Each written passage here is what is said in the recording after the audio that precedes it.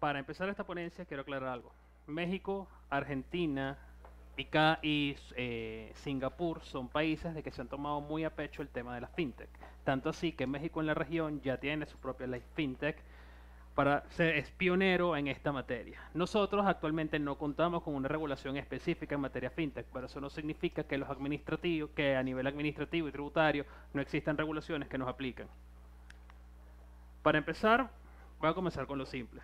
La división de cada una de las funciones. El Banco Central de Venezuela es aquel que maneja la política monetaria del país, seguido por la vicepresidencia del área del sector económico, que maneja la SUNECRIP, que es la Superintendencia Nacional de Criptoactivos, y a la Tesorería Nacional de Criptoactivos, seguido por el Ministerio de Finanzas, que maneja una cantidad increíble de estructuras administrativas, empezando por la Superintendencia de Bancos, la Superintendencia de Seguros, la Superintendencia de Valores, el Fondo de Garantías y Depósitos FOGADE, la Unidad Nacional de Inteligencia Financiera, el CENIAT. Bien. ¿Qué nos caracteriza como fintech? ¿Qué nos gusta? La democratización, la inclusión, la rapidez, la seguridad, la agilidad y la eficiencia en los procesos. Esto es algo que a los bancos les cuesta mucho dar, no por un tema de que no quieren, sino que sus recursos los tienen que, ¿cómo decirlo? Tienen que utilizar de forma eficiente y no pueden descapitalizarse completo en llevarle todos los productos y servicios a pequeñas y medianas industrias y a los clientes que están mucho más allá de sus alcances. ¿A qué se dedican las fintech principalmente? Ya lo saben, pagos y remesas, los préstamos, la gestión de finanzas empresariales, gestión de finanzas personales, los préstamos personales o los crowdfunding o los crowdlending, como lo conocen a nivel internacional, y la tecnología financiera. Esto incluye blockchain, criptoactivo, etc. ¿Cómo nos enfocamos nosotros en Venezuela? Principalmente nos enfocamos en materia de criptoactivos, es decir, blockchain, smart contract, minería, dejando por fuera, bueno, dejando no por fuera, sino de menor medida los préstamos P2P y B2B y los medios de pago, que es un sector bastante importante que vamos a hablar a continuación. A medios de pago. Bien es cierto que las fintech en Venezuela no cuentan con una regulación específica, pero no es menos cierto que la Superintendencia de Bancos dictó la la comunicación 0.3314 del año 2014, que establece los corresponsales no bancarios, es decir, cualquier persona que quiera introducirse al sistema financiero puede, a través de un contrato firmado con un banco sujeto a aprobación de la Superintendencia de Bancos, prestar servicios financieros. De igual forma, hay una comunicación del año pasado por parte del Banco Central de Venezuela, la 181201, en el cual establece los requisitos para ingresar como participante en los medios de pago. Ellos te clasifican, dependiendo del proyecto que tú le presentas, te clasifican de tres formas muy sencillas. Si no mal recuerdo, es sistémica, que es todos aquellos sistemas de pago tan importantes de que si se presenta una falla, el sistema financiero colapsa. Están otros proveedores de pago, que si bien son participantes dentro del sistema financiero, pero no generan un impacto tan grande en caso de falla. Y los relevantes son el intermedio. El sistema de pago relevante tiene que ver aquellos que pueden o no presentar problemas dentro del sistema bancario. Ahora bien, ¿qué pasa aquí? ¿Qué tengo que yo garantizar como proveedor de servicios? Unos elementos de seguridad mínimos que me permitan controlar la base de datos, además de garantizar una auditoría en caso de que el Banco Central lo requiera, salvaguardar la base de datos, como bien lo dije, asumir la responsabilidad por la falla de la ejecución o la deficiente ejecución del servicio que se tenga en su momento, asegurar los fondos de las operaciones en caso de medios de pago o retenedores de pago o sistemas de prepago, garantizar los fondos durante las transferencias, la disponibilidad, además de una garantía que tienen que tener de acuerdo según la resolución. La garantía tiene que ser de los dos promedios de los dos mayores saldos deudores que tengas dentro del banco. Y unos sistemas de seguridad y alerta temprana. Aquí se genera una alerta. Los sistemas de alerta temprana tienen que ser gratuitos para los usuarios y tienen que ser de obligatorio cumplimiento por parte de aquellos que se vayan a dedicar a prestar medios de pago por esta comunicación del Banco Central. Ahora bien, sigamos con lo que estaba hablando primero de los corresponsales no bancarios. Los corresponsales no bancarios son una forma mucho más práctica de democratizar los sistemas bancarios y liberar el acceso a aquellas personas que no pueden, garantizándole la utilidad y eh, el acercamiento del valor para, para aquellos sectores que están vulnerables, sean las pequeñas y medianas industrias, sean aquellas personas que no pueden accesar por sus propios medios a los sistemas de pago porque están muy alejados de cualquier sucursal. El, el sistema, como tal, se rige por la CIP 033.14 del 2014, como bien lo mencioné antes. Cualquier persona natural o cualquier persona jurídica puede acercarse al banco y firmar un contrato. Este contrato siempre va a estar sujeto a las disposiciones y aprobación dentro de los 20 días siguientes ante la Superintendencia de Bancos. El contrato es sencillo. Lo que vas a establecer son los servicios, cuáles son las responsabilidades, cómo vas a ejecutar el servicio. Es bastante práctico en la realidad. Si bien es cierto que no hay... En Venezuela el sistema se ha visto bastante mermado por las tomas de decisiones que a nivel político se han tomado en los meses que tenemos ahorita, especialmente por las que tenemos que garantizar para el Banco Central de Venezuela. 25.000 euros es lo que nos piden para poder entrar dentro del sistema de participación. 25.000 euros que, sí, casi nada, fíjate, la ley FICTEC en México te frena con $250.000. Imagínate tú que eres universitario, tienes una muy buena idea en tecnología blockchain y no tienes $250.000 para poder ingresar al sistema. El sistema que más está avanzado en nuestra legislación, el sistema de criptoactivos. Todo surgió en el 2017 con la SUBCABEN, con la Superintendencia Nacional de Criptoactivos y Actividades Conexas de Venezuela, que parece más una cooperativa como suena. En el 2019, el 30 de enero, para ser preciso, mediante decreto constitucional, se crea la Superintendencia Nacional de Criptoactivos. Es decir, lo único que hacen es un cambio de nombre, de regulación y de todas las personas que están adentro. ¿Qué actividades regula? Las casas de intercambio, la minería, las remesas que la fija con un 15% de una sola vez, el petro, que todo el mundo sabe que el petro es inexistente, y cualquier desarrollo de materia de criptoactivos. Esto es un punto muy aprensivo para todos aquellos desarrolladores blockchain o de smart contract. Es decir, cualquier desarrollo que tú hagas en materia de criptoactivos que utilice esa tecnología, la cadena de bloques, va a pasar obligatoriamente por el registro de la SUNACRIP. El procedimiento no está establecido hasta la fecha, solo está en la Gaceta Oficial la fijación del RESEC.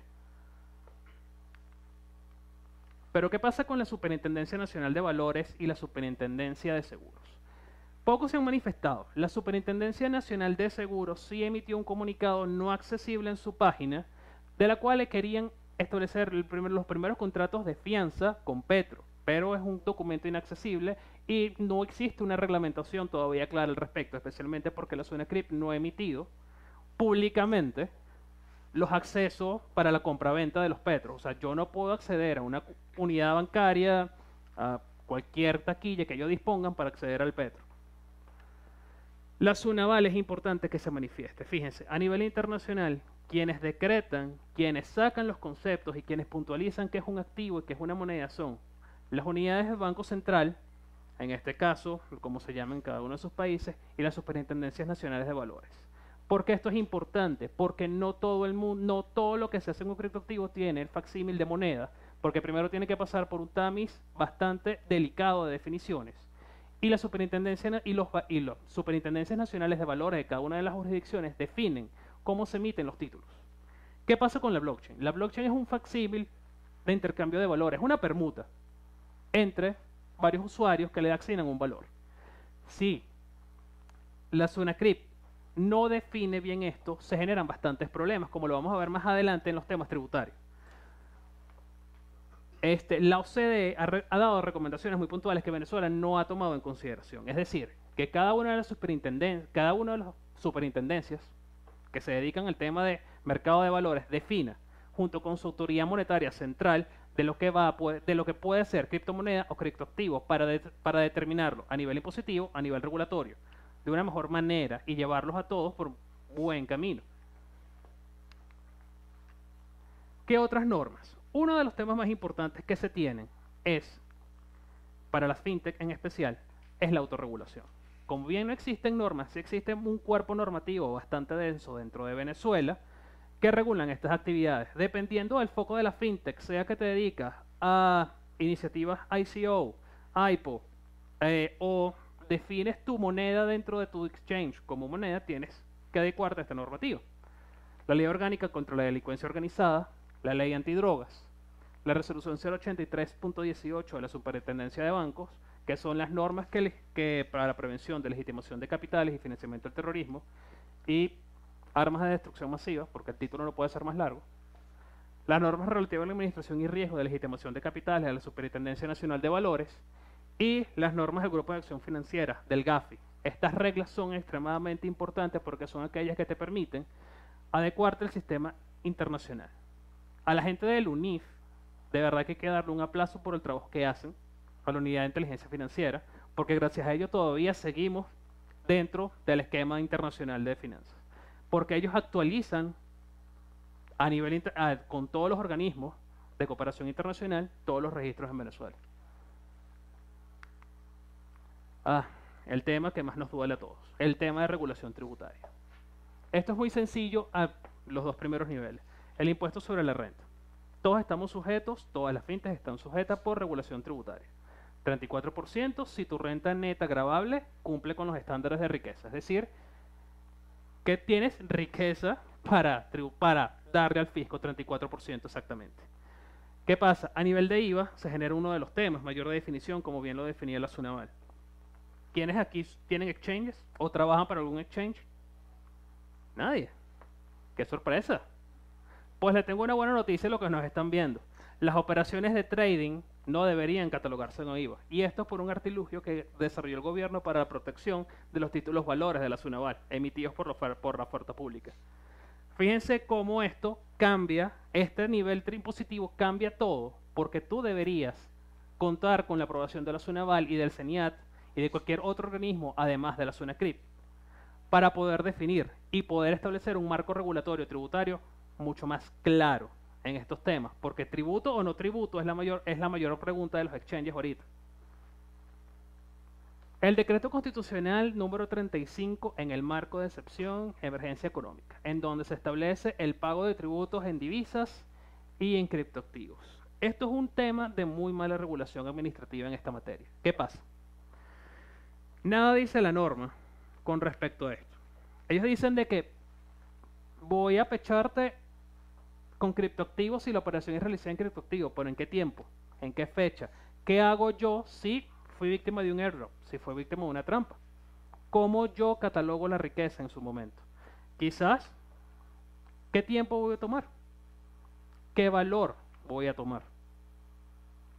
Son operaciones que no quedan claras a este momento, pero están fijados. Inclusive, el gobierno o el sistema del CENIAT me garantiza a mí de que va a tener una wallet receptora o yo voy a tener que pasar por un trámite adicional para pagarte. ¿Quién va a ser el agente de retención en materia de criptoactivos? ¿Cómo se genera esa responsabilidad? El impuesto a grandes transacciones financieras. Para aquellos que son prestadores de servicios financieros, bancos, corresponsales no bancarios. Esto es uno de los grandes impuestos que genera dudas en cuanto a su pago. Para poder entrar, primero tienes que ser clasificado como contribuyente especial. Si no te notifica el CENIAT, con calma, no te hagas tú de notificar, puedes esperar. ¿Qué grava este tributo? Este tributo grava grandes operaciones financieras. En realidad, cualquier operación financiera realizada a partir de un bolívar ya grava el impuesto. ¿Quiénes son los sujetos obligados? Como bien lo dije, bancos, corresponsales bancarios, cualquier persona que se dedique al sector financiero. Inclusive aquellas empresas que liquiden, hagan operaciones con cheque, caja chica. ¿Qué pasa con este tema? Además de que ya tienes un sistema impositivo bastante rudo con 34% fijo, este impuesto, si eres especial, tienes los regímenes anticipados. Además de esto, este impuesto es muy agresivo porque ataca directamente la liquidez empresarial. Además de que ataca la liquidez empresarial, no es deducible de impuestos sobre la renta. Es decir, entra como un sistema adicional de tributación. Las contribuciones parafiscales, todas las conocemos, son todos aquellos aportes que se hacen para los entes descentralizados de la administración pública para financiar sus servicios. Estos son los principales que aplicarían para aquellas empresas que ahorita son fintech en Venezuela, empezando por el Fondo de Ahorro Obligatorio de Vivienda, que el cual la base imponible es el salario del trabajador y la retención por parte de platón obligatorio. El INSES, para aquellos que tengan más de 5 trabajadores en sus organizaciones tienen que pagarlo. El FONA, el Fondo Obligatorio Nacional Antidrogas, todas aquellas personas que tengan más de 50 trabajadores están obligados a pagar un porcentaje, creo que un 1% bruto, no está actualizado, sobre el ingreso neto bruto del año fiscal anterior. El CONAPDI se genera una duda. ¿Qué pasa si yo desarrollo un software? ¿Qué pasa si yo lo importo? Si estoy obligado a pagar una contribución parafiscal adicional. Eso es un tema porque además vamos sumando los tributos. Ya tenemos 34, tenemos 16, tenemos el régimen anticipado, tenemos una contribución parafiscal, tenemos una contribución de grandes transacciones financieras que suman el 2% obligatorio de retención, además de pago. Y tenemos que sumarle que me van a quitar un porcentaje de los salarios pagados a los trabajadores como empresarios y un porcentaje de la renta neta gravable para el ejercicio fiscal anterior. Los municipios. Los municipios son una quimera. Los municipios son bastante difíciles, especialmente porque tienen que garantizar para sí mismos recursos que no les da el sistema constitucional. Es un tema de manejo, principalmente. ¿Qué pasa aquí? ¿Qué verifica el municipio? El municipio califica cualquier persona que haga actividades empresariales, comerciales o de servicios dentro del área del municipio. Esto incluye aquellas personas que se dedican a la importación de software, aquellas personas que deciden hacer una gestión o un joint venture con una empresa de software afuera e importan un servidor. Eso genera un establecimiento permanente para las definiciones del municipio. Además de que esas obligaciones de pagar tu impuesto a actividades económicas del municipio, vas a tener que ser agente de retención por el servidor que importaste. En muchos casos conozco esto, o sea, trabajé en una empresa de tecnología y hacíamos eso, y llegó el municipio Sucre a darnos con el tubo. ¿Qué grava? El 1% de la renta neta gravable dentro del ejercicio. Otro 1% completo que vas a dejar dentro del municipio esta vez. Es un riesgo tenerle mala cara al municipio. ¿Por qué? Tenemos 333 municipios dentro del país, cada uno con reglas muy estrictas y diferentes para la fijación del impuesto a las actividades económicas dentro de sus municipios. Vamos a tomar 3 ejemplos muy sencillos. Tenemos ahorita el caso de Valle de la Pascua, con el tema de la persona que está detenida porque no pagó los impuestos en Petro, lo cual es, ¿cómo yo puedo pagar algo que yo no puedo obtener? Yo no tengo la libertad de obtener Petros. Maracaibo también fijó la alícuota del cálculo para del pago del impuesto municipal en Petros. Lo mismo, ¿a qué tasa? Porque son dos. Uno está fijada por Gaceta Oficial, otra está fijada por el paper y otra está fijada por el ejecutivo en el mercado OTC de Petro. Son valores diferentes para el momento del cálculo. ¿Y cómo yo me defiendo? Bueno, la jurisdicción contencioso tributaria en este caso va a ser la vía más idónea para poder defender los derechos de todos sus representados, porque creo que casi todos son abogados, si no me equivoco. ¿Qué es lo que nos compete a nosotros? Darle la mano al ejecutivo, darle la mano a todos los reguladores. ¿Para qué? Para guiarlos en cómo deben hacerse. No podemos dejar de un lado las operaciones, porque es necesario guiar al Estado, es necesario guiar a la administración en cómo debe hacerse este tipo de cosas. Fíjense, hay 2 formas de cómo el mundo ha actuado: regulando o dejando que el mercado florezca. Argentina es el ejemplo más cercano que tenemos ahorita. Argentina no está tomándose las molestias de regular ahorita el mercado fintech, que está dejando, bueno, voy a ver qué necesita el mercado Voy a ver qué hacen bien, qué hacen mal y luego regulo. Lo mismo hace Inglaterra, diferentes de Estados Unidos, que Estados Unidos sí está cambiando su normativa y adecuando los conceptos de fintech. ¿Qué hacemos nosotros? Nosotros tenemos la autorregulación por de lado, tenemos un marco normativo muy extenso, muy complejo, y de ahí tenemos que actuar. Pero no podemos dejar de un lado de tratar de guiar a las administraciones para que entiendan el mercado. No pueden asfixiar el mercado porque si no, Venezuela pierde una oportunidad de oro. ¿Qué va a cambiar en los próximos años? De hecho, ¿qué va a cambiar dentro de los próximos meses? La forma en cómo entramos al mercado, la forma en cómo se manejan tus datos, la forma en cómo se aborda el cliente. Especialmente esto es esencial porque ya el que me estén pidiendo el nombre de difunta, el nombre de soltera de mi abuela durante la colonia, eso no es necesario en un papel. Ya Facebook con Libra sabe más de todos nosotros que nosotros mismos de nosotros. Esto va a cambiar, los reguladores van a cambiar. El ejemplo que se daba de inteligencia artificial y Big Data. ¿Para qué quieres eso? Fácil. ¿Para qué me voy a tardar 2 años en el proceso de registro de marcas si voy a poder hacer un cruce con inteligencia artificial de data que tengo en la nube? Inmediatamente cruzo eso y ya sé si puedo registrar o no. Lo mismo va a pasar con los reguladores. Los reguladores no se van a dar abasto con la cantidad de solicitudes, con la cantidad de requerimientos que va a generar este tipo de procesos. Es necesario, la administración telemática tome esto bastante en serio.